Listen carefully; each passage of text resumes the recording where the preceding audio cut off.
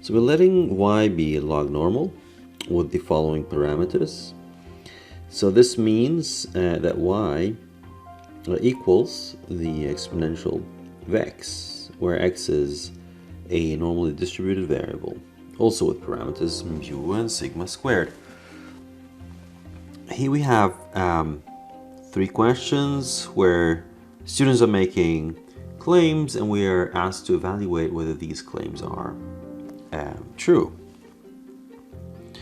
In the first claim, we have a student that says that the median of y is exponential of mu, because the median of x is mu, and the exponential function is continuous and strictly increasing. So the events are the same. They have to be the same. So let's start by the definition, defining the what the median means. Definition of the median.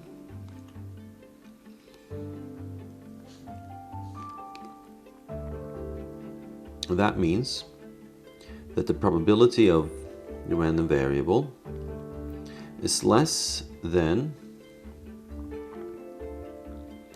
the median with probability larger than or equal to half, and also simultaneously that this random variable is less than or equal to this median with the same probability. So these both of these conditions need to be hold true simultaneously. So let's then start by the strategy here is to see whether the event, the exponential of mu, if we can derive the exponential of mu to become mu. And if it is, we conclude it's the same event. So the probability of y is less than or equal to the exponential of mu, and that is the same as the exponential of x by definition.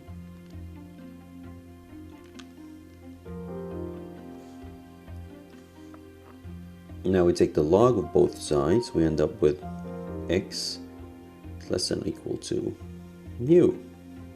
So indeed this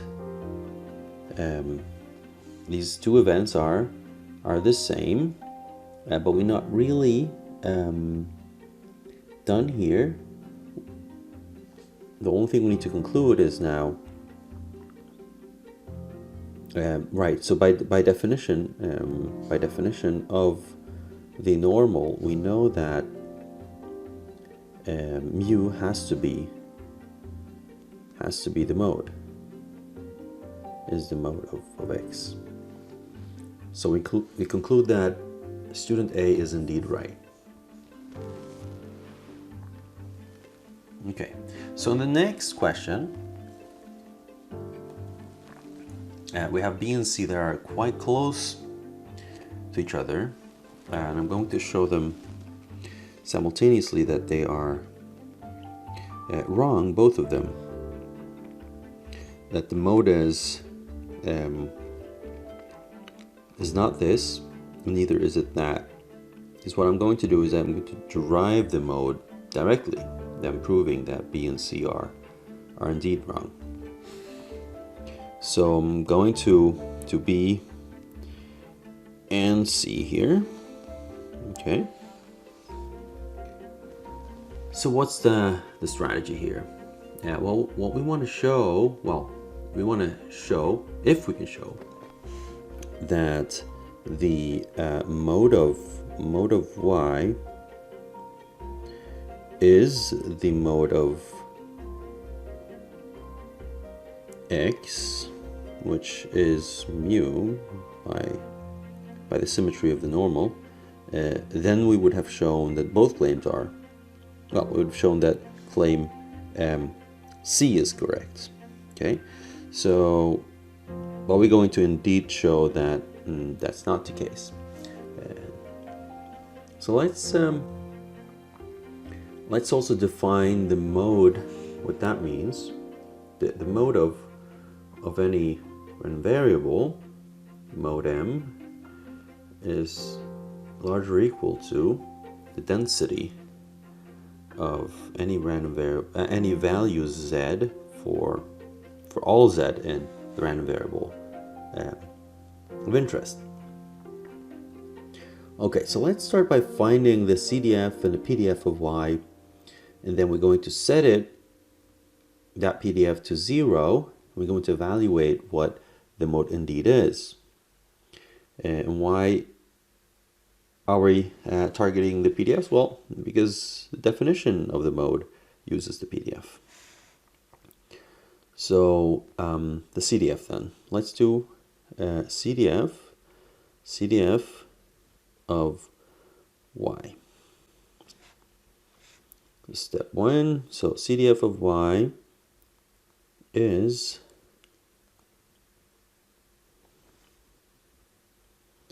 the probability that y is less than or equal to little y. And we know that by definition that y is e to the x. And take the log, both sides end up having x less than or equal to natural log of y. And we're going to standardize them, both sides, to write the whole thing in terms of sorry, of the standard normal. So x subtract off mu, divide by sigma, and then do that for both sides. Obviously here y minus mu, divide by sigma, like that. Now we have the CDF of y expressed in terms of a standard normal CDF. Ln y minus mu, like so. Next step is to find the PDF. Remember, we want the PDF because we're going to translate. We're going to use that PDF to derive the mode, which is defined in terms of a PDF.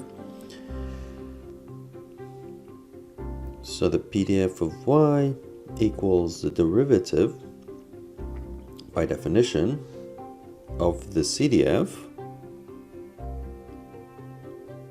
f of y, and that we just derived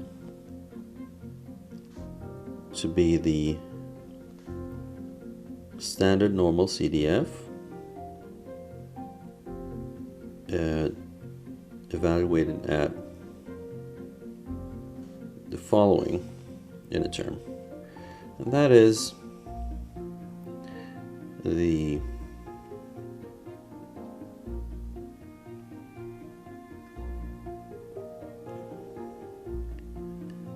PDF of the standard normal. Then we multiply out the inner term, which is then the derivative of ln y divided by sigma is y sigma, like that. Okay, so now we have the PDF of y. So the next step is to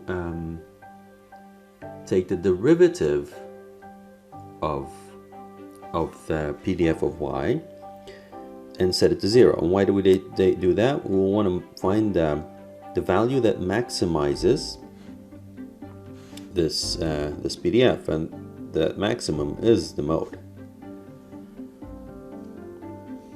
All right, so third step here is to take the derivative of the PDF of y, and that is, we just continue on, basically taking the second derivative here, so a little ugly. Right, so we have ln y sigma like so, and that term, let's use the chain rule here. So, all right, so let's do that. First, take the and we have, because we have two functions, right? We have this outer function and this this function with an inner term. So we're combining several rules of derivatives here. So this is y negative squared. If you take the derivative of that, we'll leave this function as it is, like so. Then we take plus. Now we leave that outer function intact. And what I'm going to do here is that I'm going to just leave that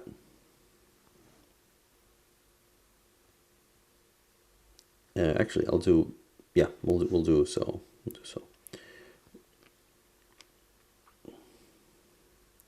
Like the following. And why am I doing this? We just said it becomes a little complicated. I have to unpack this PDF of the standard normal. I just don't want to do that just yet. So now we've derived the derivative of the PDF of y. The next step now is to set everything to 0. And we do that to find the maximum. Okay, so let me just copy these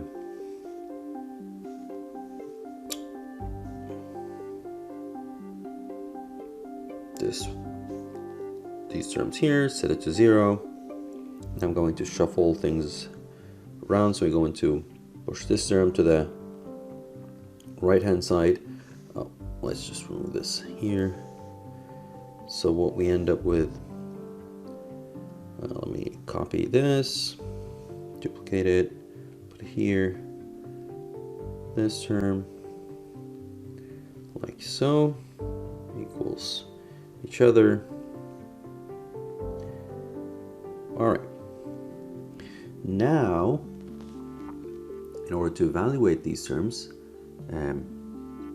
I do have to take this derivative. So let's do that. Okay, so let's focus on this. And what is the standard PDF? Well, the standard PDF is just the following expression.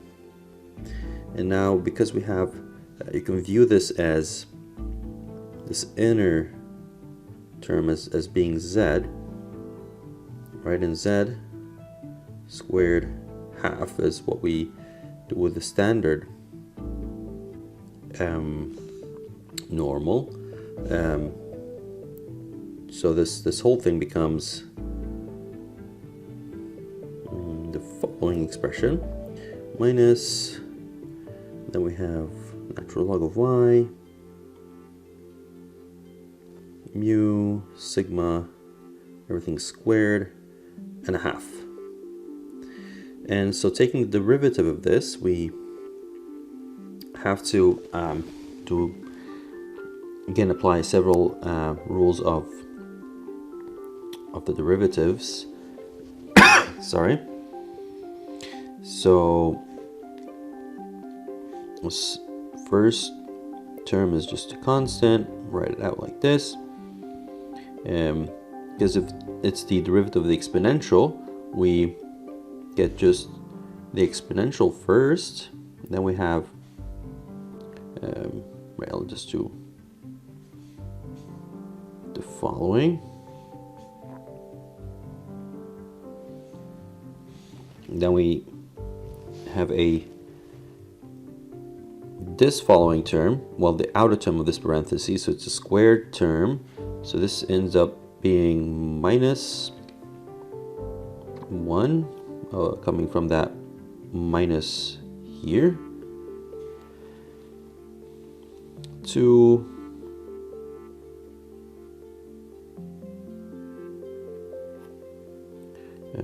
let's see here, ln y minus mu squared. Sorry, should be a sigma here, like so. And actually, what we're going to do here to make it simpler, we're going to pull out the sigma first, so that we have we'll have a sigma divided by sigma squared, like so. Okay, so I'm going to write this out here, sigma squared over 2, and then divided by 2. And then we have this final inner term within the parentheses, which amounts to 1y, like so. Okay, this looks correct. There are a lot of things happening there simultaneously, and this whole thing we have multiplied by y. This equals the following, or this should be a plus here.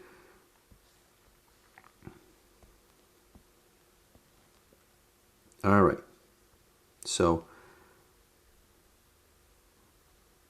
quite involved calculations at the moment. So what we now do is that we're going to simplify a little bit. So we're going to pull out this y and these terms here. This is just still the standard normal, so I'm going to write this whole thing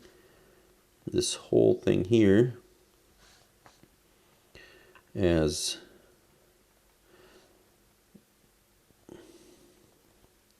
standard normal ln y minus mu divided by sigma.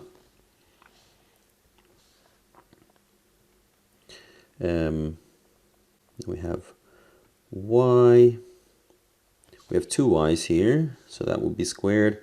We have a squared sigma, so squared squared. And what else do we have? We can cancel these 2's out. We're left with a negative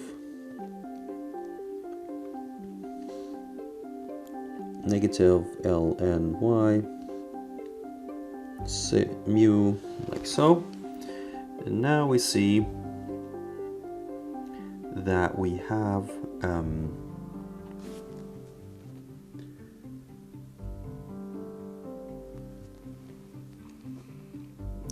let's see here, just checking that I'm not missing any sigmas.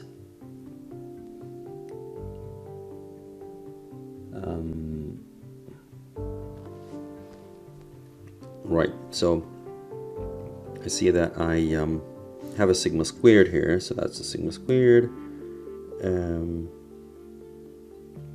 Then we have on the other side, just double checking if I have another sigma.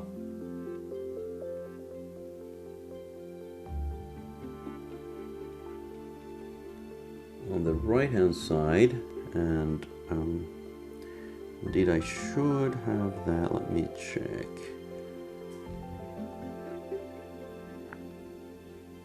Okay, so what we have now is the following.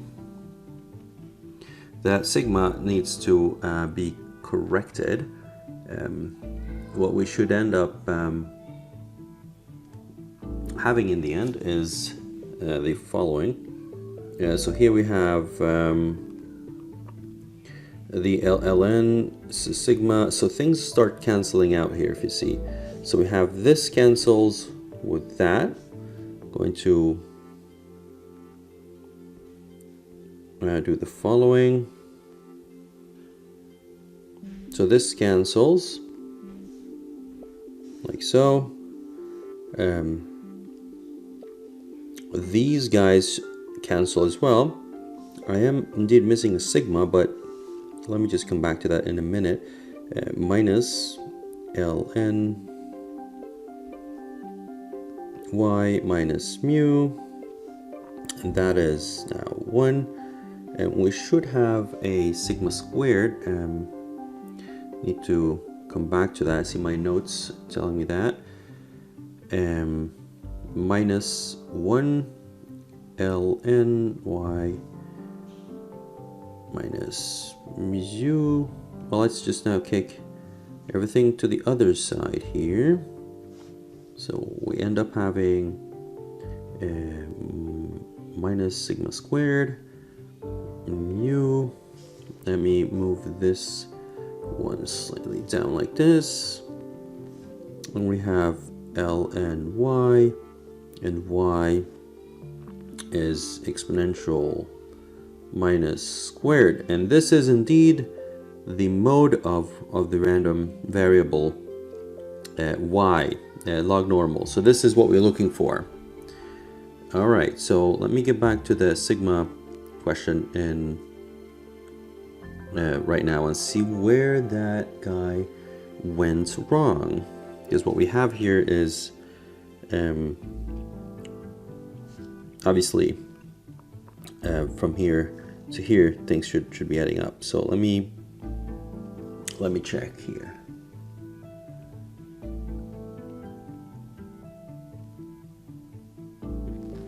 Okay, so the problem is that I missed